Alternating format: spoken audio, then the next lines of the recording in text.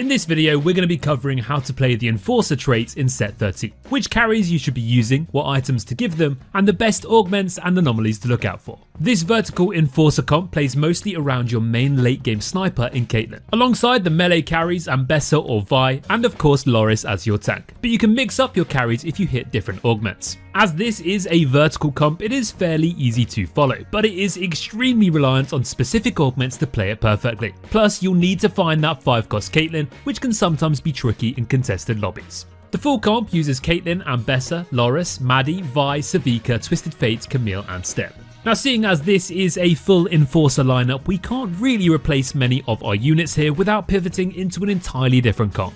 But there's still a few different options you can change, and sometimes you may go for slightly different setups depending on the augments you hit too, but more on that shortly. The easiest replacement here would be to swap out Savika as your 5-cost level 9 addition with another valuable 5-cost like Rumble, who also activates Sentinel for Loris.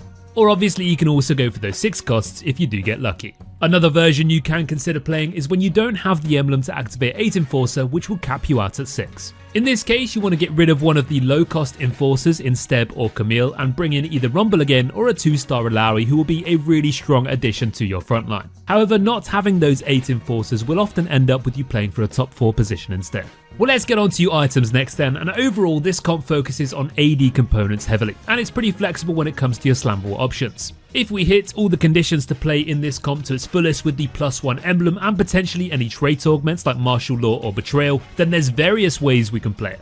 However, itemization remains mostly the same throughout anyway. Caitlyn is our main carry here though, and she works best with raw AD in Infinity Edge and Deathblade alongside a simple mana generating item like Shojin or Blue Buff. You can also go for Last Whisper, Giant Slayer or a second Infinity Edge or Deathblade. Then we have our main frontline carry, which will be either Ambessa with the Enforcer emblem or Vi. Both of these units share a pretty similar item setup, but Ambessa's best item is an Edge of Night alongside Sterax or BT, and Vi works best with the BT Titans and Sterax. Then we have our main tank in this comp, which is going to be Loris, and he wants any of your remaining tank items like Stoneplate, Redemption or Warmogs. But if you do have tons of rods to get rid of, you can also use these up with Crown Guards. If you still have rods to get rid of, you can also consider itemizing Twisted Fate as an AP carry, or just give him a Morello's and leave it at that. Finally, we also want to mention Maddie. Now, she'll be your main item holder for Caitlyn throughout the early game, but additionally she can also be a great secondary carry, especially if you have the Betrayal augment. So we'd advise keeping as many copies of her around if you can, and consider itemizing her too, and if you don't hit the augment at 4-2, then you can sell those extra copies if you don't need them. When it comes to spatulas, you definitely want to go for an Enforcer emblem here by combining it with a Chain Vest and slamming it onto Ambessa or Rumble in the late game. So let's move on to augments then, and by far the most important thing to look out for, if you hadn't noticed already, is going to be an Enforcer crest or crown. The Enforcer specific augment, Law Enforcement, is also great here as it will give your Enforcers more AD, which is the main stat for all of your Enforcer carries, as well as some extra gold every time you kill enough wanted units. Then we have the trait augment called Martial Law, which plays around Caitlyn and Ambessa, making it ideal in this comp. This also gives you that early copy of Caitlyn, which means you can evolve her during the Anomaly stage at 4-7. Other great options are item augments for your carries like Not Today or Unleash the Beast, as these items both work on Vi and Ambessa. A-tier augments for this comp will also include another augment variation called Betrayal, which we mentioned earlier. With this augment, you also want to build items on Maddie to get the full value out of the augment, and there's a chance you'll be able to 4-star her too, which is why no matter what variation you're playing, we'd always recommend collecting any Maddies you see throughout the game. Other good options include item ones like Sword Overflow, as you need a bunch of BF swords in this comp. Replication can also be another good way to get your hands on more BF swords, or you can go for anything that helps you reach those higher levels sooner, like slamming or upward mobility. For the Anomaly round, you'll most likely be using this on Ambessa or Vi, as you probably won't have Caitlyn by this stage. Both of these melee carries not only love the same items, but also the same anomalies too. So instantly click Berserker Rage, Invisibility, Last Chance, Mini-Me's or Comeback Story. If you do manage to find Caitlyn early or play the Martial Law trait augment, you should also use her as your anomaly here instead, and she works best with something like Eagle Eye, Touch of Frost, Dragon Soul, or once again Mini-Me's.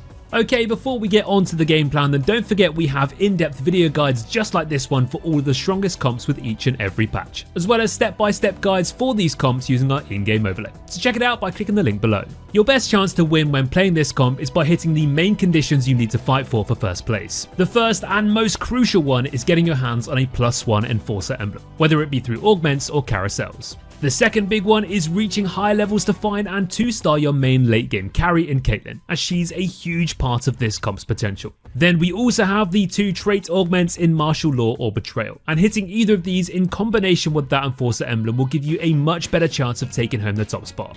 If you find yourself with an early emblem and tons of AD components, you'll be in a great spot to lock in this comp and see it through. But if you somehow manage to hit 3 emblems, you'll then be able to activate 10 enforcers, which is absolutely broken. So make sure you keep an eye out for ways to get more emblems like the Wandering Trainer Portal or Augments, spatulas from those Augments too, or even late game carousels. So as this is a fast 8 comp, the whole game plan is going to revolve around playing strong early game boards and reaching level 8 as quickly as you can. A strong opener here would be to play around the 1-cost Enforcer duo Maddie and Steb, and then play around other units that match their traits like Trundle for Bruiser and Zeri for Sniper. You can slam any tank or hybrid items onto Trundle and any AD backline items onto Maddie. Aim to level up to 4 at stage 2-1 if you have any slammable items or 2-starred units, or if not, just play for a loose streak instead, and maybe you'll get a bit lucky with an early spatula. Coming into the mid game, you want to activate 4 Enforcer by bringing in Camille and Loris, and then you'll have a better chance of getting those Enforcer augments on the next round. Continue leveling up at a regular pace by hitting level 6 at around stage 3 too. And you can roll a little bit here to stabilize if it means you can keep your win streak going. Winning your stages after stage 3 will help you preserve some health to reach the later stages with enough health to roll for Caitlyn, which is absolutely required to get the most out of our Enforcers comp. And as for items, keep slamming away onto your item holders and save your gold back up again. Aim to hit level 8 at the latest stage 4 too, and roll down your gold to at least find a copy of Vi and Ambessa if you haven't already. Hitting one of these two at the start of stage 4 is crucial because you need at least one copy of either to evolve during the Anomaly stage at stage 4-6. After slotting these in, make sure to activate 6 Enforcers as soon as you can and look to finalise the item on those 4-cost carries, and then start saving up gold again because now you'll need to push for level 9 to find and 2-star Caitlyn. During stage 5, here's where you want to 2-star Vi and Ambessa if you haven't already, as well as reaching level 9. As soon as you do find that Caitlyn, this means you can activate 8 Enforcers, which is going to spike your board insanely hard. You can then look to bring in your final units like Savika or Rumble, and 2-starring your full board here is your final objective to take home the win. Finishing up with the positioning of this comp, and there's only a few things you need to keep in mind. Starting with the backline, you want to make sure you have Maddie on the opposite side of the enemy carry to make her ult target them. This works really well with Caitlyn's ult too, as her air raid might hit the enemy backline carry just enough to make Maddie snipe them down. Then we have Loris in the centre of the front line and Vi as well as Ambessa next to them. If Ambessa has your anomaly, position her on the same side next to Loris where Caitlyn is closer, and if it's Vi, then mix it up. And that will give you everything you need to know on how to play our Enforcers comp in set 13. Don't forget to click the link below to check out this guide in full over on our website and follow it in game with our overlay. Good luck guys, we'll catch you in the next one, and as always, take care.